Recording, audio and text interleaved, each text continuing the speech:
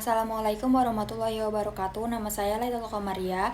Di sini saya akan menjelaskan tentang antibiotik dan golongannya. Antibiotik adalah golongan senyawa antimikroba yang mempunyai efek menekan atau menghentikan suatu proses biokimia pada organisme, khususnya dalam proses infeksi oleh bakteri. Penggunaan antibiotik khususnya berkaitan dengan pencegahan dan pengobatan penyakit infeksi, termasuk bahan antibakteri paling penting yang pertama yaitu ada golongan penisilin. Salah satu contoh dari penisilin adalah azitromisin. Mekanisme dari azitromisin dengan berikatan pada ribosom subunit 50S sehingga mengganggu sintesis protein bakteri. Indikasi azitromisin untuk terapi penyakit infeksi bakteri yang rentan terhadap azitromisin. Secara klinis, azitromisin dapat digunakan untuk pneumonia community, otitis media, sinusitis bakteri, dan sebagai berbagai infeksi lainnya. Azitromisin dapat menyebabkan gangguan konduksi jantung yang dapat menyebabkan aritma yang berpotensi fatal. Resiko meningkat pada pasien dengan kondisi dasar perpanjangan interval QT, kadar kalium, dan serta bradikardia. Yang kedua ada cefalosporin. Contoh golongan cefalosporin yaitu cefazolin, suntikan cefazolin juga terkadang digunakan untuk mengobati wanita alergi penisilin tertentu yang akan melahirkan untuk mencegah bayi baru lahir terkena infeksi. Cefazolin adalah obat untuk menangani penyakit infeksi bakteri seperti infeksi saluran kemih, sepsis, infeksi tulang dan sendi atau pneumonia. Obat ini juga dapat digunakan untuk mencegah infeksi bakteri pada seseorang yang akan atau baru menjalani operasi. Cefazolin termasuk dalam golongan antibiotik cefalosporin.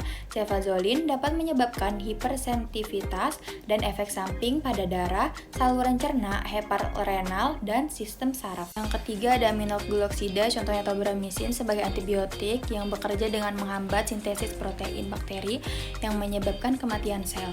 Tobramycin bekerja dengan berikatan pada komponen RNA ribosomal 16S pada subunit 30S yang berperan dalam sintesis protein sel bakteri. Dosis tunggal tobramycin 1 mg atau kilogram yang diberikan secara intramuskular akan mencapai konsentrasi puncak sebesar 4-6 gml dalam kurun waktu 30-60 menit. Tobramycin antibiotik yang umumnya digunakan untuk mengatasi infeksi pada mata.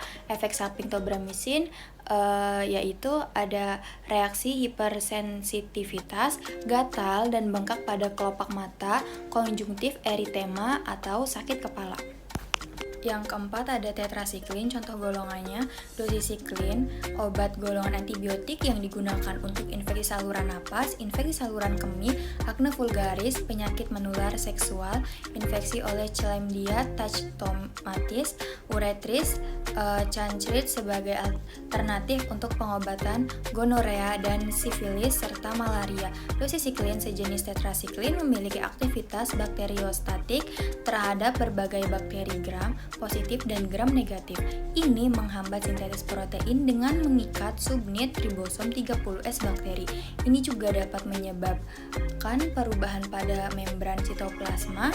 Indikasi dosisiklin biasanya digunakan untuk infeksi kulit, gigi, pernapasan, dan saluran kemih.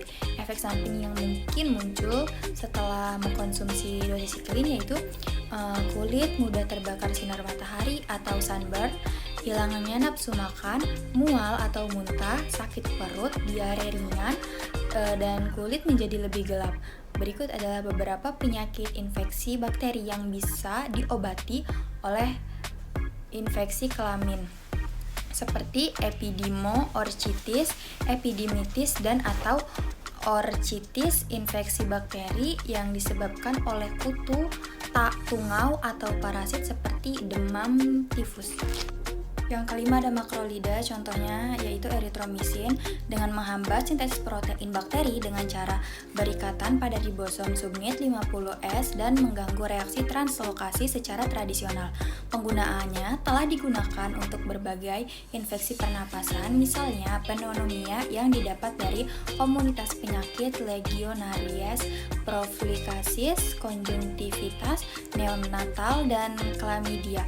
Obat ini juga disetujui FDA untuk mengobati infeksi kulit, ambliopiosis usus, demam rematik, profilaksik, spilifisik, dan radang panggul. Jika dicampur dengan krim retinol atau benzoil peroksida efektif untuk mengatasi jerawat selama kehamilan. Dokter dapat menggunakan untuk mencegah infeksi Streptococcus grup B pada bayi baru lahir. Ruam kulit, sakit perut yang parah ini bisa jadi tanda masalah pankreas. Yang keenam ada kloramfenikol. Contoh golongannya kloramfenikol. Indikasi kloramfenikol yaitu dapat digunakan untuk mengatasi meningitis, demam tifoid, gastroenteritis, disenteritis, demam tifus, penyakit radang panggul, abses, dan gas gangregene. Mekanisme kloramfenikol merupakan antibiotik spektrum luas namun bersifat toksik. Mekanisme kerjanya yaitu menghambat sintesis protein bakteri dengan mengikat secara reversibel ke subunit 50S ribosom sehingga menghambat pembentukan ikatan peptida. Kloramfenikol dapat berakibat fatal jika terjadi overdosis. Hal ini biasanya terjadi dengan pemberian obat secara intravena dan lebih mungkin terjadi pada bayi. Gejala keracunan meliputi mual, muntah, perut kembung, asidosis, metabolik, hipotensis, hipotermia, kolap kardiovaskuler, dan koma. Cukup sekian penjelasan dari saya, kurang lebihnya